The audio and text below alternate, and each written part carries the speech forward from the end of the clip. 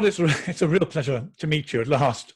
And the internet is incredible. It would have cost several £1,000s to have done this by aeroplane ticket in the past. But it would have been more enjoyable for me. I could have had some good beer at least. Well, you not at the moment, not under lockdown. I put a little note through my pub's letterbox saying, as soon as you open up, let me know so I can help keep you solvent and remind myself of what beer tastes like. So we live in very strange times. I was going to begin by asking you two things. Maybe I could join them together because one might amplify the other.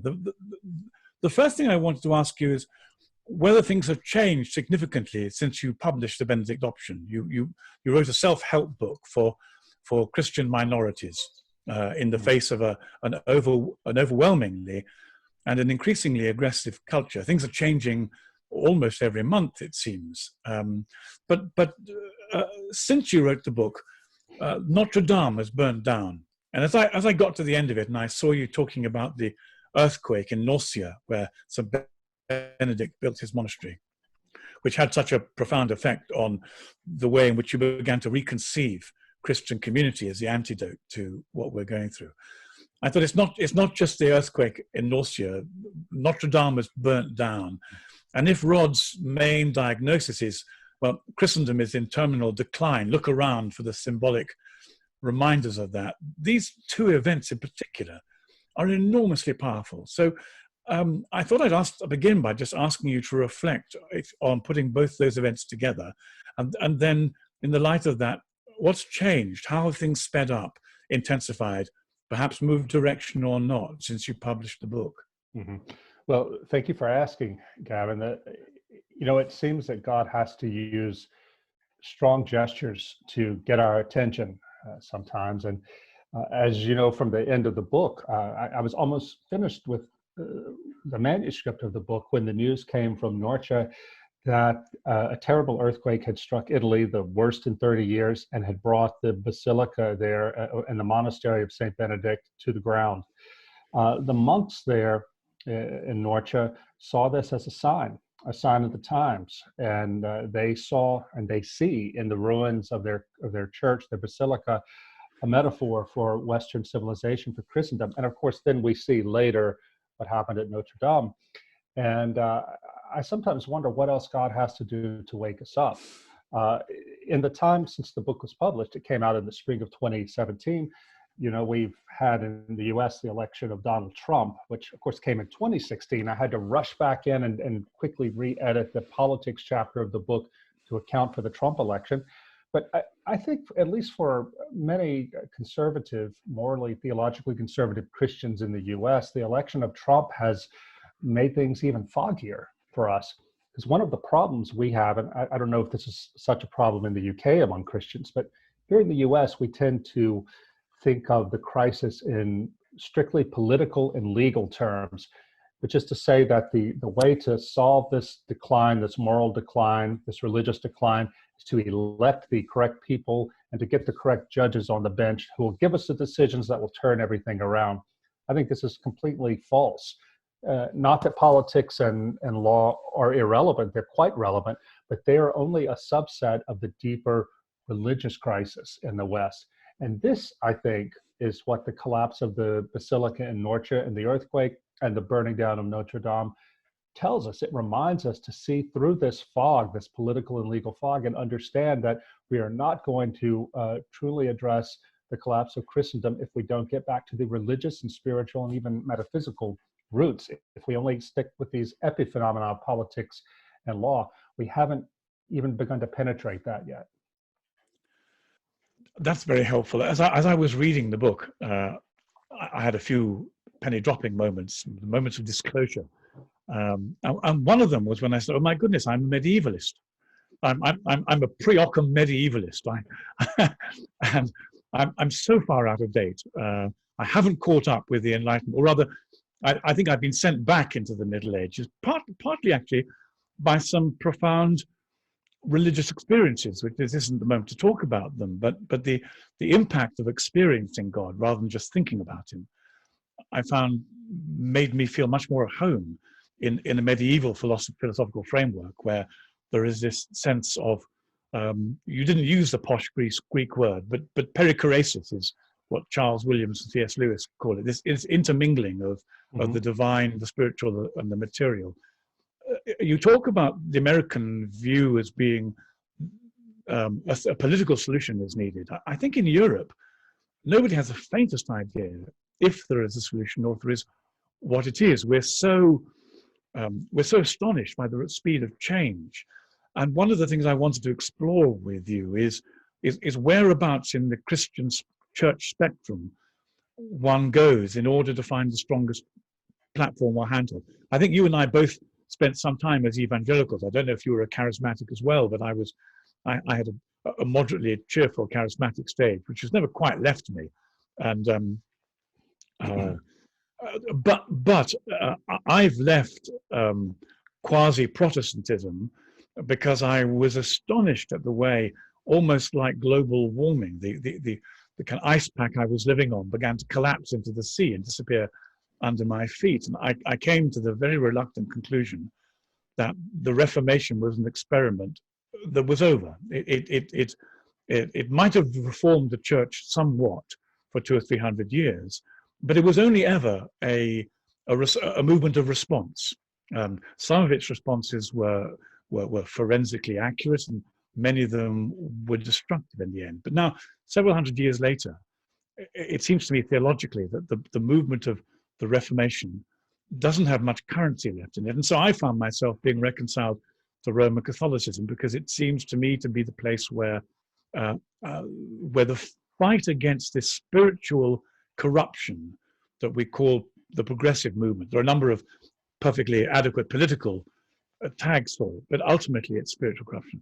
So it seems to me the fight for it will be fought and can be won in Catholicism. And you've moved to Orthodoxy, and I guess you probably didn't see that coming some years ago. I mean, so can we talk a little bit about why you found it in Orthodox?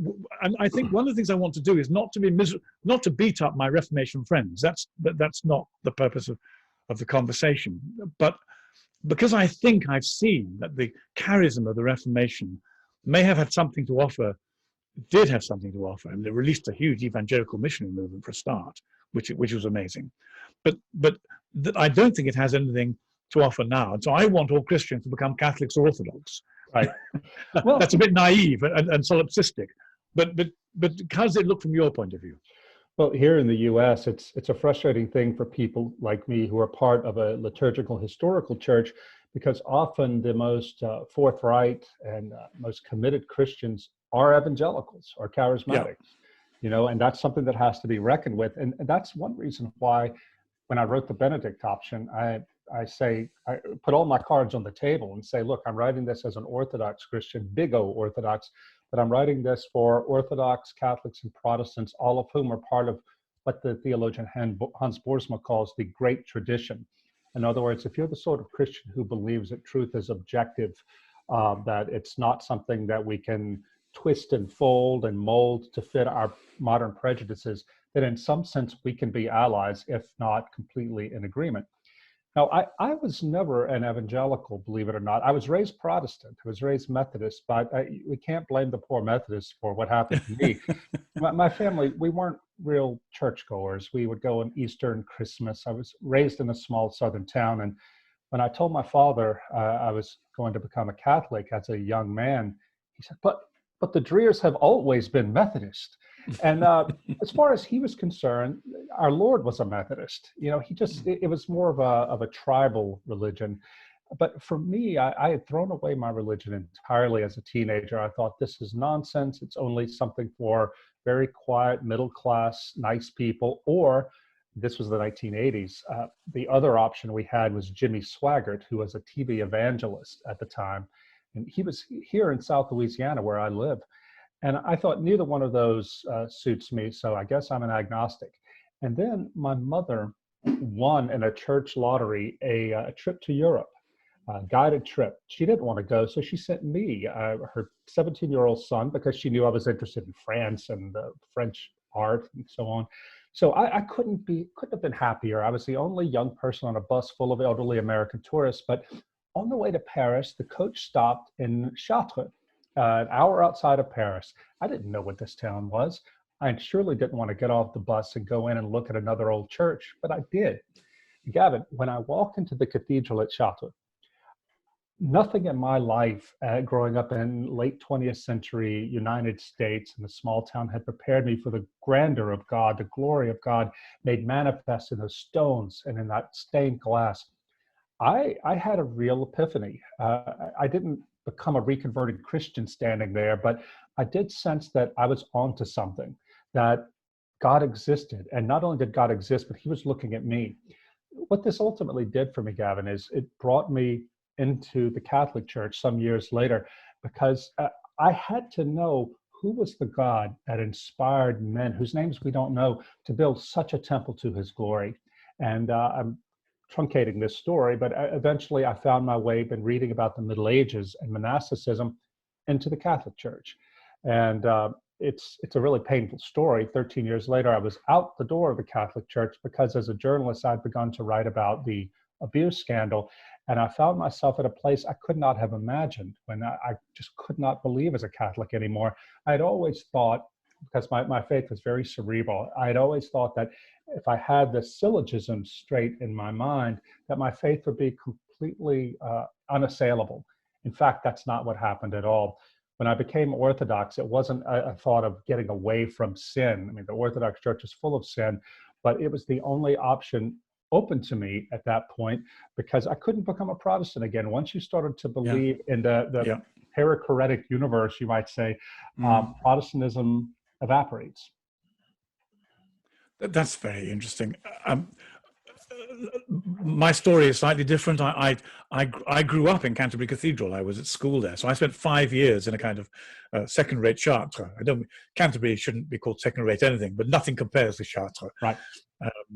And so I saw a moribund Catholicism, which I thought, when I re-encountered the reality of Christ, needed re-energizing, and that for that energy, I found evangelicalism and the charismatic movement. So now I had, on the one hand, the infrastructure of the profundity of Christendom and fuel to live inside it, except that in English terms, at any rate, the infrastructure of Christendom proved hollow. I had the most terrible experience, which not everyone will understand, but I remember sitting by Becket's tomb as a teenager, and I would go to early morning Eucharists in the fog and the mist, and I mean, it was utterly numinous. When I returned to the cathedral a few years ago, it felt like somebody had cleaned it out, that all the wall hangings had been taken down, the icons had disappeared, the statues had gone. Well, actually there weren't any, but what had gone was a sense of presence. And for me, so I checked this out with other people. Am I just being hypersensitive, neurotic, spiritually narcissistic, or is there a greater perception that the presence has gone? And that presence that was shared by other people. And so for me, at any rate, Anglicanism, which had inhabited rather uneasily and a bit irresponsibly the mysterious infrastructure of the medieval church, had run out of steam, I think spiritually, because it has so begun to identify with a progressive movement that is not just political and ideological, but is essentially a corrosive spirituality. And so that's one of the things that drove me back into Catholicism, where the same corrosion is taking place, but at a smaller rate. And I think theologically, I'm convinced, can be resisted because of the way I understand Christ's promise to Peter. One of the things that I want to share with people in the few years I have left before my own decrepitude carries me off is the rediscovery of the pre-Reformation church, not prehistorically, but the pre-Reformation church, which retains the integrity and the resources, the same resources and integrity that converted the Western world, in order to reinvigorate them. I'm quite convinced that Orthodoxy and Catholicism have the resources to do that. And like you, I think Protestantism has run out of steam. It had its moment, and it doesn't have the resource anymore. But What are we facing? You chart in the book very neatly and in ways that the people can pick up very quickly a series of traumatic steps that take people away from Christendom.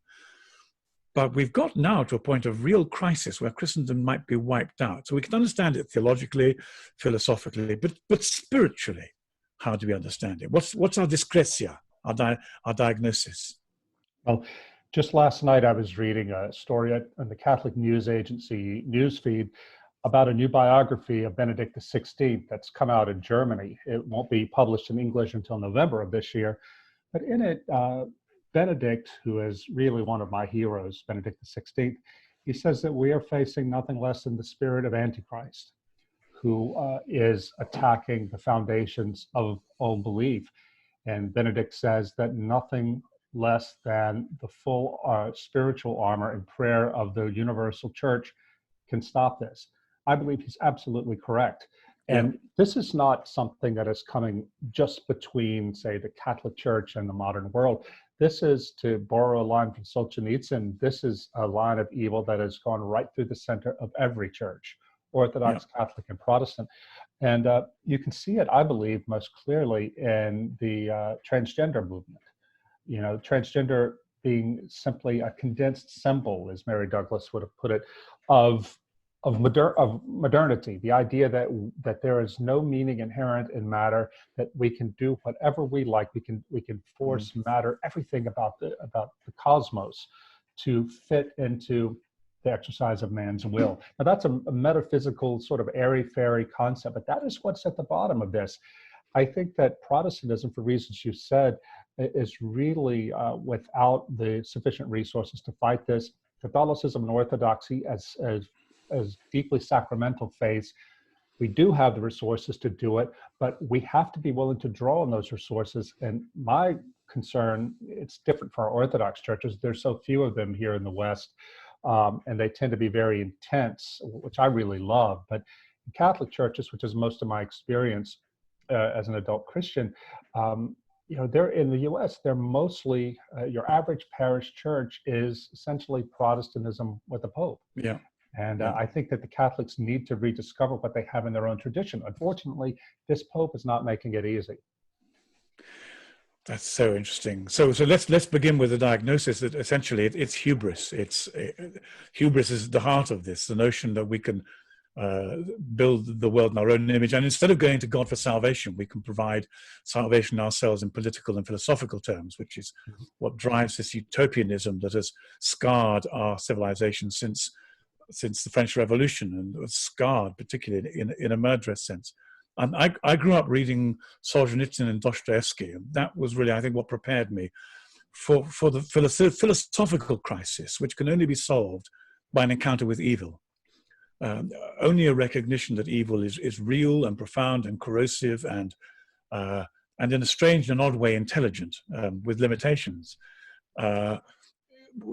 can propel one, I think, into an understanding of what the real dynamic we're facing is. And again, I found myself succumbing to a Jungian liberalism and until I was spiritually attacked.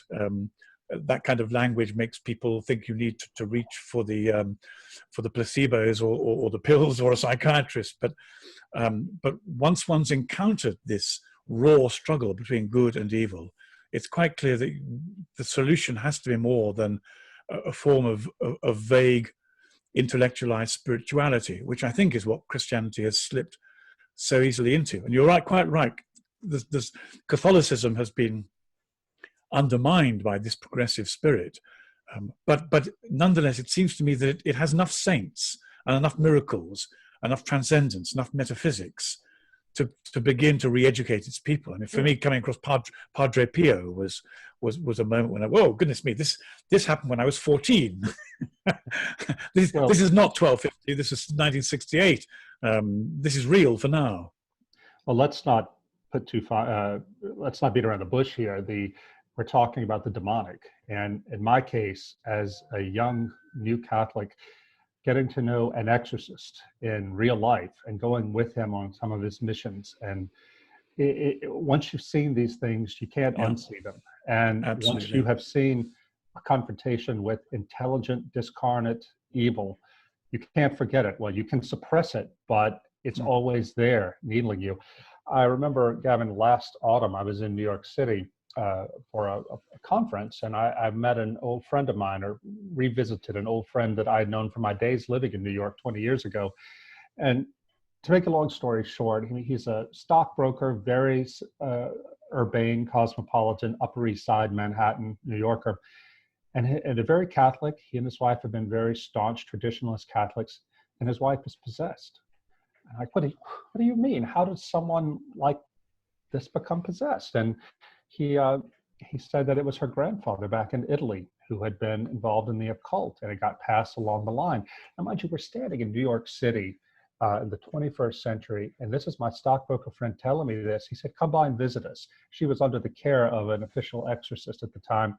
I sat there with this woman whom I remembered as being this lovely, very active Catholic woman, and she went into a demonic spell, or I don't know how you put it, the state where an episode almost, yes. Right. Voices were coming out of her that were not her voices, and they were cursing.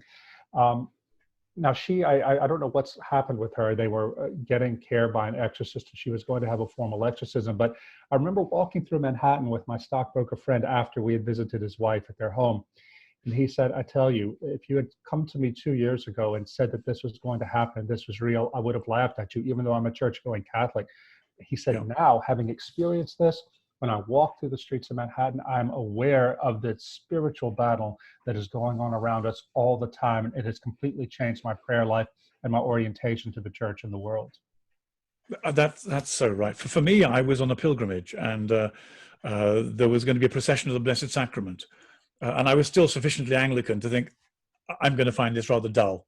And so to my great surprise, even though I was finding this Eucharistic procession less than spiritually dynamic, as the host passed a particular group of women, one woman burst out into violent and aggressive blasphemy. And then I heard this astonishing cry, we are doctors, where are the exorcists? Because actually on this particular group of pilgrims, a number of exorcists were part of it. And to me, that turned upside down the paradigm that we have been living with the last 150 years. We've sought a medical diagnosis of the profound dislocation at the heart of humanity, but actually it was a spiritual one. The next day I saw the woman who then experienced deliverance, and asked her whether she'd felt abused at the hands of the people who'd prayed over her, and how it happened. And she said she'd gone to a New Age a back healer in Dublin who invited her to allow some angels in to deal with her back pain, which is how it began.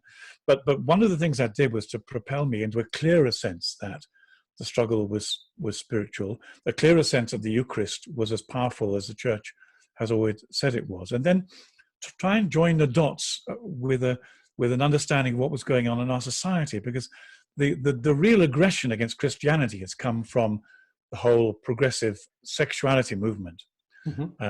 And the difficulty with it is not that we're uncomfortable with other people being exploratory in what they do with their bodies. You and I have grown up in an eroticized culture for the whole of our lives. Nor are we particularly freaked out when people go to the limits. The problem with this is it combines a spiritual attack with a perversion of category, of intellect. So instead of human beings being seen as sacred imago Deis, they get defined by their membership of the collective, which is the opposite. Instead of people being created man or woman, the two things we can be relatively sure about, the gift of God, the charism of our identity is deliberately muddled, and we know that the outcome is mental disturbance and difficulty. One of the things that I'm finding most difficult is it's not terribly hard to argue from sociological, medical, philosophical grounds against the confusion of sexuality, but to explain to people, and above all to explain to the bit of the Church that's giving way to it, that this is our response is not reactionary right-wing phobes, but it's actually a most serious diagnosis of an illness of the soul of society, and one which the Church perverts itself if it endorses instead of healing. It's very difficult to find a language to communicate that we're offering a discernment of the soul rather than a phobia of narrow-minded culture. Right, and this is the essence of the crisis, that we can't even communicate the diagnosis to our fellow Christians in many ways. One of the things that I think is a really extraordinary insight into what's going on in contemporary Christianity is the so-called moralistic therapeutic deism idea that I talk about in the book. It was a term coined by Christian Smith, a Catholic sociologist of religion at the University of Notre Dame in the US. And he says that this is the de facto Christianity of modern people. And it's parasitic on actual Christianity because it uses the institutions and the language and the concepts of Christianity to promote a false religion, a religion that says that God exists and he wants you to be happy above all things, and you only need to call on him when you need him to help you be happy. And when I first read that back in 2005, which is when Christian Smith first published about moralistic therapeutic deism, I thought, my God, this is not only the sort of thing you get in progressive churches. This is how I was raised in my small town conservative Methodist church in the 1970s. No one wanted God to be anything more than the sort of warm, fuzzy father figure, this heavenly Jeeves who takes care of us. And when that is the way you construe Christianity and God, you're left defenseless. You know, you begin to think that only piety alone is the thing that will protect you against this deep and profound evil. And we're finding it's absolutely not true. I agree with every word of that. One of the reasons I like the Benedict option is because it reminds me of the Irish joke. I mean, how do I get to Dublin? Well, if I were you, sir, I wouldn't start from here. We can't get anywhere by going on in the direction that we're going on in. And as you quite rightly say, the real problem is we don't have a language. Really, it's not just language. We don't have a mode of apprehension to build a bridge between those who are stuck in a mixture of political utopianism and morally therapeutic deism. They just don't understand. They don't get it. It's almost as if they have spiritual blinkers on. So my sense now is that only a full-blown collapse of society, only the devastation in our civilization may allow people the shock to begin to open up to an entirely different way of understanding who they are, what they're doing here, what they're being called to, how God wants to institute this revolution of spirit. C.S. Lewis talked about us being sort of halfway between the angel and the animal, I think one of the things that upsets me so much is I see the animal in so many people and so little of the angelic. But I don't think we can get to salvation, to theosis, deification from here, without a collapse. I mean, we can't do it by meddling and by tinkering and arguing, can we? Right. It's got to be a full conversion and surrender to Almighty God. And this is something that has to be radical. There are no half measures. And this is why, believe it or not, Gavin, I find more hope in Europe than in my own country. And I wouldn't have expected that at the beginning of this Benedict option project. But I found as I've traveled throughout continental Europe talking about the book, it's in 11 languages now, I found that my audiences are heavily young Catholics, Catholics under the age of 40, which counts as young to me. And I've wondered why that is. Why are these young Catholics so, in all these different countries in the continent, why are they so drawn to this book? The answer, I believe, is that if you are of that age and you're still going to Mass, then you are not satisfied with the sort of happy, clappy, bourgeois Christianity that disaffected your parents. You want something more. You want something deeper. I think that these younger Catholics can see reality, the spiritual reality we all live in, more clearly than can their co-generationalists in America, who are still living in the residue of a Christian culture. So I think that the revival, if it's going to come, will come and surprise us all by coming from continental Europe. Well, that's interesting, because this is the first point where we profoundly disagree. Um, but simply because my view is that during the next 7 years, the tourniquet around the windpipe of Christendom that's been placed there by the progressive movement that we've called cultural Marxism will twist quite severely. And indeed, the pandemic, I mean, it looks to me as though it's quite a mild pandemic, but nonetheless, the pandemic that we're involved with is accelerating that. And certainly in Europe, Houellebecq wrote this wonderful book called, well, one terrifying book called Submission, Right. suggesting that for demographic reasons, what is at the moment a fairly quiescent and somnolent Islam will simply take over because it has demographic numbers to do it. And Islam is not hospitable towards Christianity, although a good many academics have tried their best to make the convivencia in Spain seem like a happy medieval picnic. It was quite the opposite. There is no convivencia with Islam. So the difficulty for me is that we've got a problematic 7 years ahead of us, fighting an increasingly aggressive, progressive culture, which will use the law against us just for using Christian categories. Mm-hmm. And that's going to be followed by a fairly heavy-handed Islamic presence, which may, as Houellebecq suggested in his French novel, start with an alliance between progressive politics and Islam, but will undoubtedly seek to eradicate Christianity from here. So I don't think we've got time for a revival in Europe, have we? Yeah.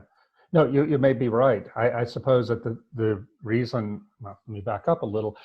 I completely agree with your and Houellebecq's diagnosis. But what I have seen among these younger Catholic communities in Europe is a realism, a sense that they know that they're going to have to go into sort of an underground in order to survive. And it's the book that I have coming out in this September, is called Live Not by Lies. It's a title taken from Solzhenitsyn's final essay to the Soviet people on the verge of his exile. And what I've done is I've traveled around in the former Soviet bloc, talking to Catholics, Orthodox, and even Protestants who resisted communist totalitarianism, asking them for their advice on how to resist what this soft totalitarianism that is descending upon us in the West, and it's in fact descending upon them too. Gavin, it's the most amazing thing. Every single one of these older Christians I talk to say that, yes, what's happening in the West now and what's coming to us from the West is something like the totalitarianism we lived through, but we can't quite define it clearly now. Yeah. And that's part of its effect. One Slovak Catholic priest said, in communist times, the gospel shone like a clear light through the darkness. Now, the light of the gospel strikes only fog. So they know that something is coming, and the only way to resist it is going to be using the techniques that the church developed, the underground church under communism developed, but it's going to have to be adapted for a very different time, and in fact, a more technologically sophisticated time, a time that gives the state and private corporations, which that's something American conservatives don't understand, that these big corporations like Amazon and Google are every bit as much an enemy of the gospel and of individuals as the state is. It's going to give people like that even more power over us. Well, we converge again, because part of my present alertness, such as it is, was born out of Bible smuggling in the early 1980s behind the Soviet Union. So I smuggled Bible and medicine to the Orthodox in Russia and to the underground Catholic Church in Prague. I was astonished when the wall came down in ¡89, and having had a quite unpleasant time at the hands of the KGB, because I wasn't a very good smuggler. I got caught from time to time, and they of course wanted to know who you were going to see and get names out of you, and were very unpleasant if you didn't cooperate. But that was when I got a sense of where I experienced the reality of communism and totalitarianism. And somewhere about the turn of the millennium, I was at a progressive university, and I felt like I could taste it in my mouth. It was very hard to explain. I smelt it or I tasted it and said, that's crazy. That thing that I encountered at some level is back and it's here, but it can't be here because Fukuyama said we've come to the end of history. Hegel didn't count anymore. So someone's made a mistake. It's either me or it's Fukuyama, and I'm dreadfully afraid it's Fukuyama. And then what happened was, as you quite rightly said, in the Soviet Union, Now, everyone knew that when the state said you were mad for believing, you weren't really, because there was a craziness about the Soviet economic and cultural system, and everyone knew it was crazy. It was founded on lies. You just had to say so in secret. But the problem where we are now is that this gap between sanity and insanity is in a fog, just as you describe, and the gospel doesn't shine clearly on it anymore. It's almost as if a corporate madness has descended on the whole culture. Soviet society didn't take to the madness. I mean, even the bureaucrats knew it wasn't true. Everyone just pretended. But now it looks as though the madness has got into our pores, rather like about Anthony saying everyone's going to go mad and they'll accuse you for your sanity of being mad. So I'm not very optimistic. The only thing I can see looking forward to is a call to be faithful to Christ, to be faithful to the sacraments. And I can't see any more than that. You know, Gavin, 2 or 3 years ago when I was in France promoting the French edition of the Benedict option, I ended up having coffee with a French intellectual whose name you probably know, Alain Finkielkraut, secular Jew, one of the Soissons Ouitard, but he's been pushed to the right, even though he's a man on the left, he's been pushed to the right because he speaks out against Islam. And we had coffee, and he wanted to know about the Benedict option, not a believer, but curious. Finally, I looked at him and said, Monsieur, what gives you hope? He just put his head down and said, I have no hope. And he didn't say it dramatically. He just sort of, it was a sigh. And I said, I do have hope, and my hope is in Jesus Christ. But please don't think that I'm saying that in the way of an American TV evangelist as a platitude. I believe, like you, I said to him, that things will get much worse before they get better. And in fact, we had been talking about Michel Houellebecq as a prophet. But I told him, I said, as a Christian, I follow a Lord who was humiliated, crucified, and put in the ground, but he rose again. And I believe that because of him, we can look to suffering as a sign of hope, that our suffering has meaning, ultimate meaning, if we join it to him. And Finkielkraut looked at me and very respectfully, and then he shook his head and said, well, if you believe that, that's good for you Americans, but here in France, we believe that this life is all there is. And when you're dead, you're dead.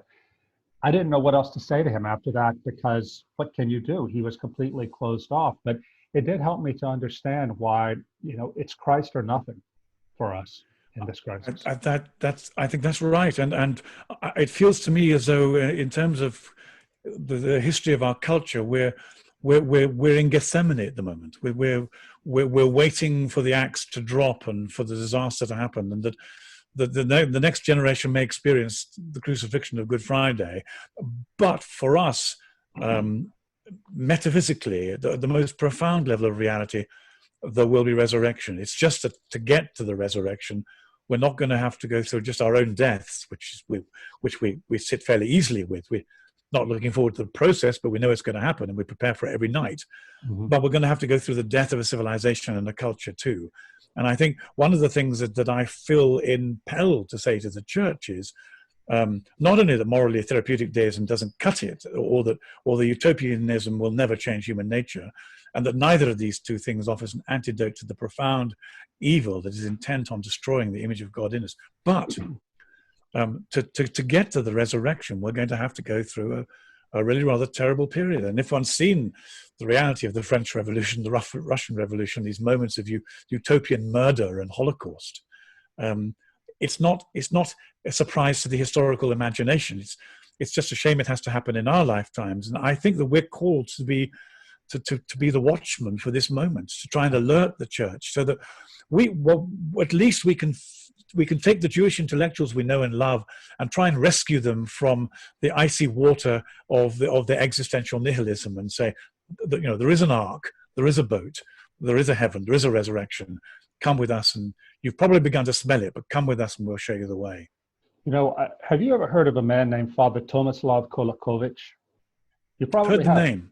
I had no idea who this man was, and as it turns out, I'm dedicating my next book to his memory.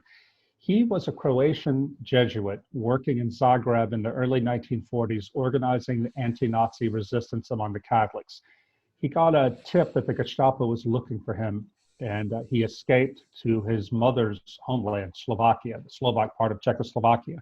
He went to Bratislava in 1943, and he began teaching among young Catholic students at the university there. He told them, listen, the good news is the Germans are going to lose this war. The bad news is when it's over, our country is going to fall under communist domination. We have to prepare ourselves right now. So what Kolakovich did, he adopted his mother's name, Kolakovich, to hide from the Gestapo. What he did was organize cells of intensely committed young Catholics. He called them the family.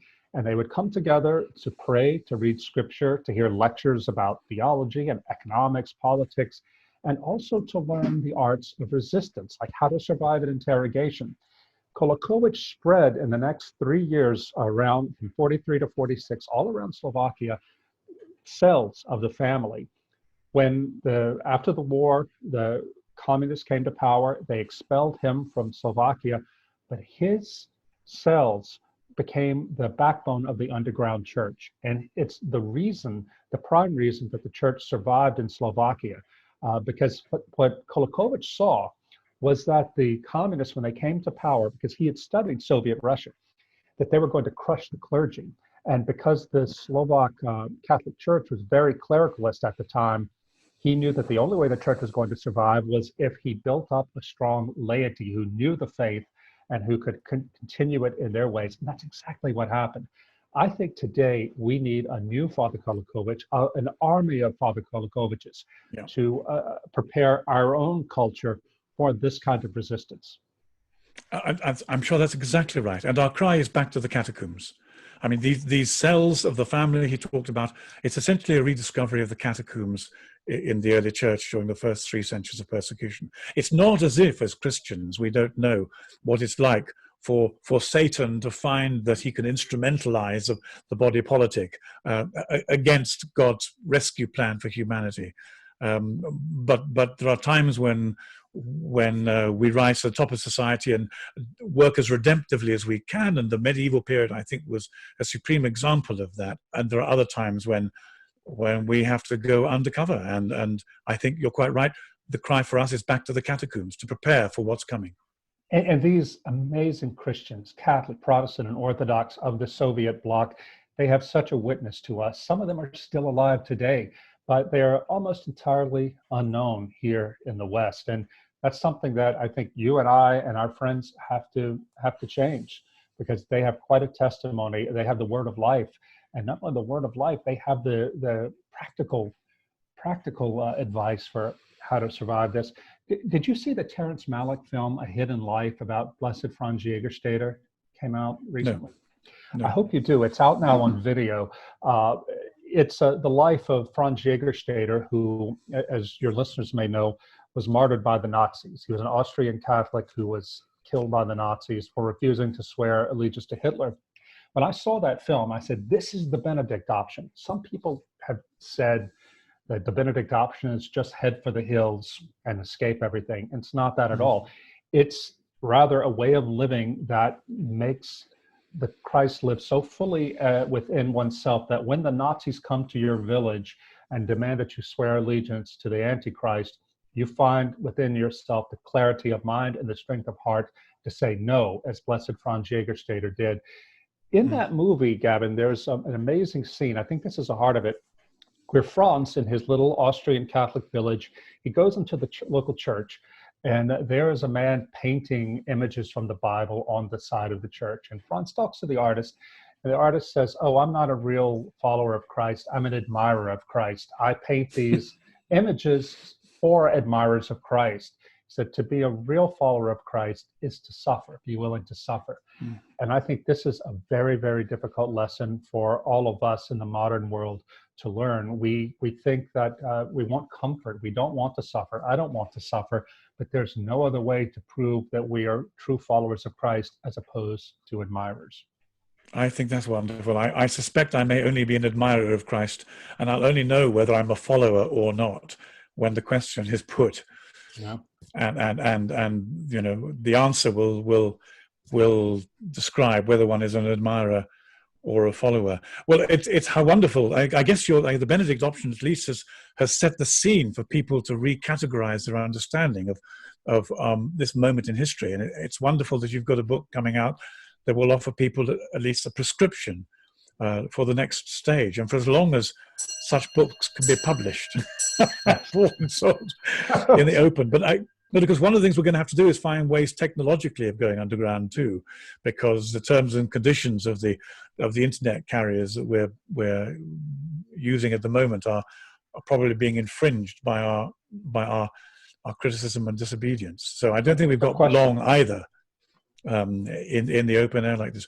Rod, it's been wonderful to speak to you, and thank you so much for taking this time. And I hope that out of this conversation, a whole series of other conversations between friends of ours we've never yet met will be born, and we can continue to play the part that God's given us to live out in what looks like being the last days of some kind or another.